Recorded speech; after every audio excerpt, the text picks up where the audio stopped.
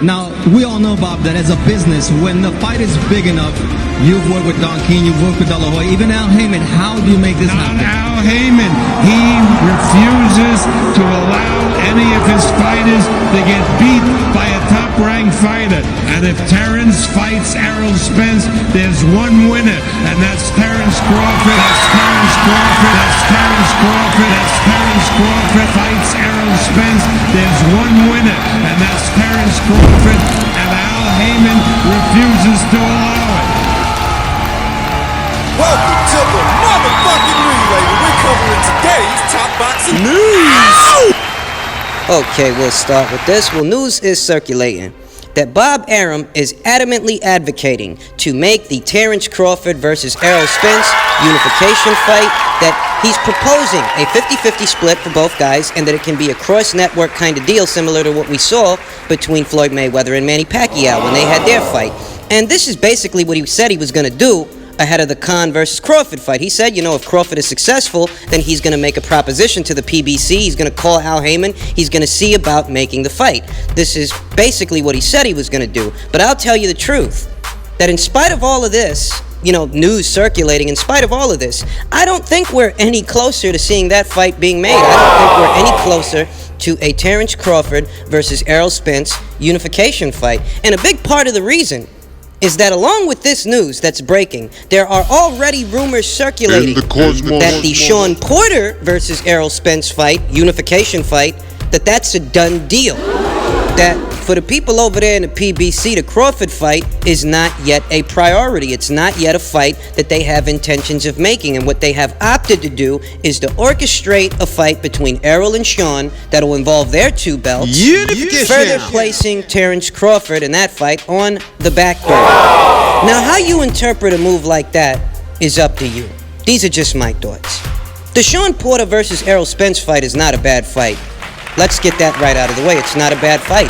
It's the kind of fight that would lend a bit more credence to the air that Errol Spence has, that he's this elite guy, he's pound for pound, boogeyman, all that jazz. It's a credible opponent. A fight like that, and how he performs in a fight like that, it would lend more credence to a lot of those notions. The thing is, it's also a fight that feels long overdue. That while it is a good fight, it's a fight that's long overdue. And if these rumors check out, that the next time we see Errol Spence, it's going to be against Sean Porter. If those rumors check out, and that's what's next, then the timing for them having made that fight is impeccable. What do you mean? The reason I say the timing is impeccable is because at this point in the juncture, when both of these guys are free, neither one of them's got a mandatory to satisfy. There are very little obstructions for either of them as far as the fighters' schedules. At this point in time, for the PBC to finally decide to orchestrate a unification fight between two of their champions that are in the same weight class, at welterweight, for them to finally decide to do that now, took them long enough. For Errol Spence, who's been calling those guys' names out for a long time,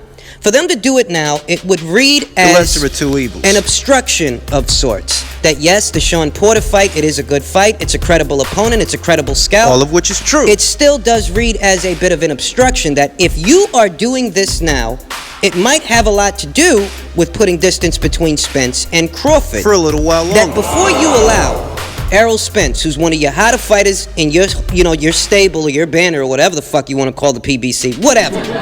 But before you allow your fighter to walk into what could be the riskiest fight of his entire career so far, before it comes to that, you want to build that fight up even further. That way, the rewards will match the risks you're taking. And rest assured that it's the risks involved that compel the PBC to go about this fight in this manner, in this way. It's the risks that right now, it's too risky. While a Terrence Crawford versus Errol Spence fight is a much bigger, much hotter, much more talked about fight than anything that they can make in-house. While that's a bigger fight comparatively than Spence versus Porter or Spence versus Thurman or maybe even Spence versus Pacquiao, while Crawford versus Spence is a bigger fight, it's not big enough for them. Not yet. They want it to be worth more money so that if they send their guy out there and he loses, well, they can still cover their losses.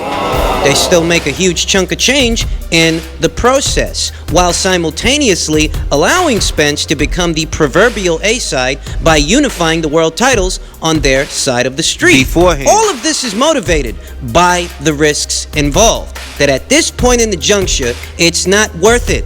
Not to them. This is a large part of the reason that they're getting so much heat from so many of the fans, that if you really believe that Errol Spence is all that in a bag of chips, if this guy's really supposed to be some kind of boogeyman or the #1 welterweight in the weight class, why don't you send the fucker out there already to have that Crawford fight? What's the holdup?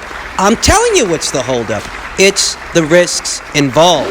They don't want to run the risk of Errol Spence going out there and losing to Terrence Crawford before they get to make money off of Spence versus Porter or Spence versus Thurman or Spence versus Garcia or Pacquiao, what have you. They don't want to run those risks Just yet. with Crawford before they get to capitalize off what they've already got on their side of the street. And ladies and gentlemen, this is no new revelation. This is no new development. This has always been what's been going on and what is still going on. So while Bob Arum might be sitting here today making propositions saying, 50-50 split for both guys, it could be a cross-network kind of situation, yada, yada, yada. While he might be sitting there ready to send his fighter in that situation, while he might believe in his fighter that much that he's ready to send him into that situation, the same cannot be said of the PBC and Errol Spence. More specifically, those who are handling his career. Because rest assured, He's being handled. you can kick that free agent shit all day. You can kick that I'm my own boss bullshit, because, you could spit in the wind in the PBC's headquarters and hit a guy saying that shit. But at the end of the day, Errol Spence is very much being handled. And whoever's handling him,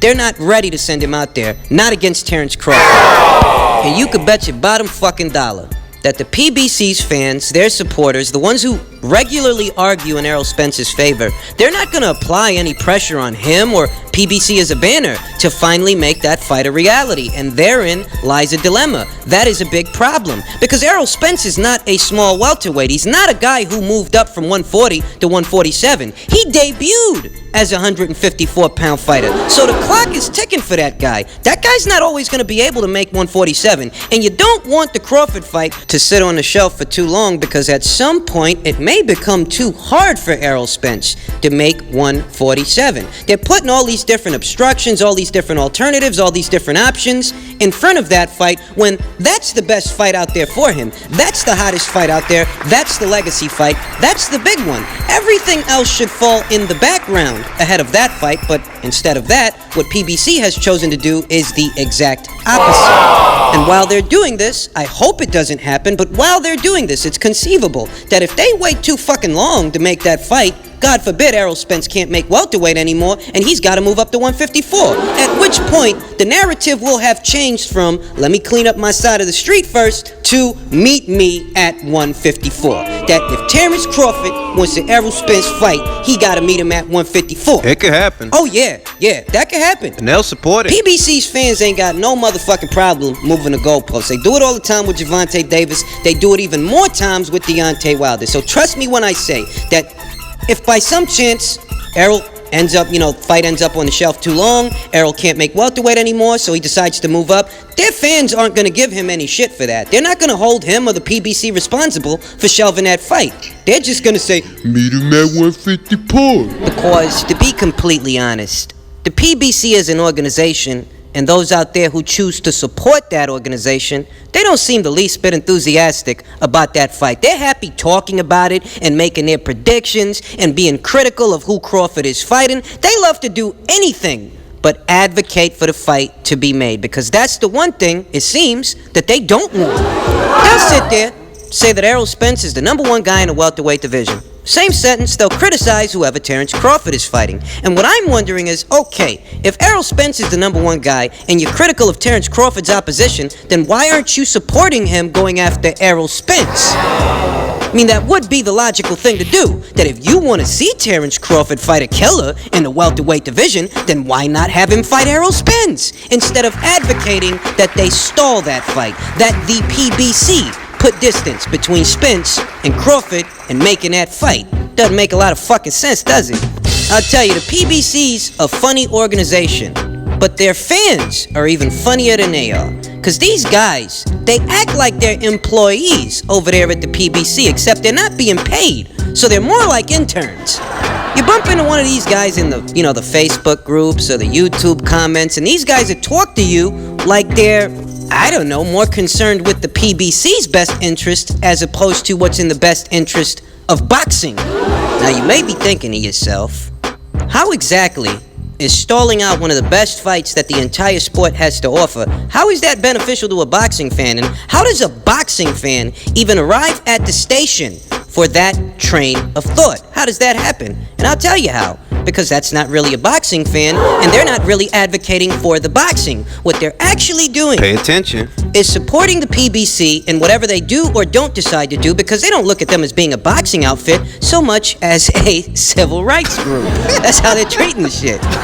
They view the PBC as, for lack of a better word, their particular tribe for their particular race. That's what's really going on. And that's what motivated some of Bob Arum's recent comments in regards to PBC's fighters, how the people over there at the PBC might be telling their fighters, hey, don't listen to those white guys, effectively stalling out the fights, that they could be making with Top Rank, for example. That, don't listen to those white guys. They're bad. I mean, rest assured, if anybody is making this about race, Unnecessarily, I might add. it would have to be PBC's supporters, because nobody defers to race quite as much as they do. But you didn't like it because it's personal, my brother. No, you bringing race into it. It's always race. It's always race in boxing. It's always race. Ward Kovalev was. But let me say Yes, this. go ahead. And listen, I have the utmost respect for that man and any man that gets between them ropes, because guess what? I understand in a way that you could never understand what he's going through. I can't dispute that. But what I You can can't put my dispute, fight with Kovalev up against his fight with it's pretty Fury. similar in terms of the energy. You made Pretty it about race, not me. In situations that really aren't even racially motivated, I mean, we are talking about a fight between two homegrown, Fighters. prime, undefeated champions who both just so happen to be black guys. So I don't even see why race has to be a component in a conversation like this. But because, Bob Arum, he's a white guy, and Al Heyman, I guess they view him as the surrogate father that they never had, it is what it is. That's a part of what motivates these guys supporting the PBC and their moves that are counterproductive for the sport of boxing. That it is counterintuitive to stall fights longer than they need to. Terrence Crawford is an undefeated welterweight champion here and now. Errol Spence is an undefeated welterweight champion here and now. People want that fight. People are willing to pay to see that fight. And people have been asking for that fight long enough that, the wheels need to start being in motion for that fight to become a reality. But time and time again, we see that all the enthusiasm, all the Willingness. motivation for the fight to be made sooner than later, it's coming from one side. It's coming from the Top Rank side. You can pull up any variety of quotes, articles, videos, and sound bites where Bob Arum is letting it be known that he's ready to make the fight, and he has been ready to make the fight for some time now. Yet when you look over at the PBC side of the argument, they're not expressing that same kind of enthusiasm, showing that same kind of energy and vigor to make the fight a reality. You don't see that from them. PBC's fans, they're perfectly okay with this, because they don't want to see that fight any more than the PBC wants to make it. PBC supporters, they look at them as some kind of civil rights group that represents them, whereas what PBC is actually doing He's looking out for themselves. is looking out for their own best interests as a boxing outfit. They don't want to send out one of their stars, one of their guys that could turn out to be a real moneymaker, into a risky situation just yet. For the PBC, that's what's going on. But for their fans, oh yeah, this is a race war of some kind. That's how they treat it. You ever talk to one of these fucking morons? They'll say something like they don't believe a word that Bob Arum says. When they see that Bob Arum is campaigning to get the fight made, they'll say that they don't believe that he's just saying that, while at the same time saying that Bob Arum is only saying what he's saying because he's desperate, because he doesn't have anybody for Terrence Crawford to fight. Well, you can't have it both ways, you fucking idiot. He either wants to make the fight or he doesn't. Now, I'll say this much. I believe that Bob Arum wants to make the fight, mostly because Top Rank doesn't have a deep stable of fighters in the welterweight division. Bob Arum and what he's got to offer Terrence Crawford, just top rank wise. At 147. Not opportunities that might fall in his lap like a Khan fight or a Brook fight, but what Top Rank actually has. In the welterweight division. There's stable of guys in the welterweight division. They don't have a deep stable of guys in the welterweight division. Overall, they have a good stable, but at 147, they actually don't have a lot of guys for Crawford to fight, in which case, that's all the more reason you should believe that Bob Arum wants to make the fight. But what you can't do is accuse Bob Arum of lying when he says he wants to make the fight, yet at the same time alleging that he's desperate. Desperate to do what? Desperate to make the fight? Is that what you mean? Because if that's what you mean, that he's desperate to make the fight, then you can't simultaneously say he's desperate to make the fight, but he's lying when he says he wants to make it. That doesn't make any fucking sense. He either wants to make it or he doesn't, and from what I've seen, from what a lot of people have seen, Bob Arum has been expressing enthusiasm towards making that fight for some time now. That shit didn't start on Saturday night. He's been wanting to make that fight. Whereas when we look over on the PBC side of things, whether we look at PBC as a banner or we look at their fans, we do not see that same enthusiasm, which begs the question, one, is PBC even good for boxing? And two, are their fans? Are they even really boxing fans? Because what kind of a boxing fan would advocate against one of the best fights the sport itself has to offer? Boxing fan wouldn't do that. What is regarded by some as the number one welterweight in the division versus what is regarded by some as the number one pound-for-pound fighter in the whole sport. What kind of boxing fan would advocate against that? I'll tell you what kind. The kind that isn't a fucking boxing fan. Generally speaking, supporters of the PBC act like anything but boxing fans. Boxing fans create the demand that gets fights made, whereas these guys are not demanding for that fight at all. They admittedly say that they're happy to wait. I don't know why. I don't know how, as a fan, that benefits anyone, but that's the kind of shit you hear these guys say. They're happy to wait. I don't know, maybe they think if they type that in Instagram comments, they'll get a little cut of the pay-per-view. Who fucking knows? But these guys are not boxing fans. I'll tell you that fucking shit in a heartbeat. These guys act like, I don't know, promoters, publicists, spokespeople for the PBC, auxiliary staff that isn't on the payroll, so they're more like interns. They act like anything but boxing fans, because boxing fans really just want to see the fucking fight, whereas these guys, It's not the case. they just want the PBC to get their way.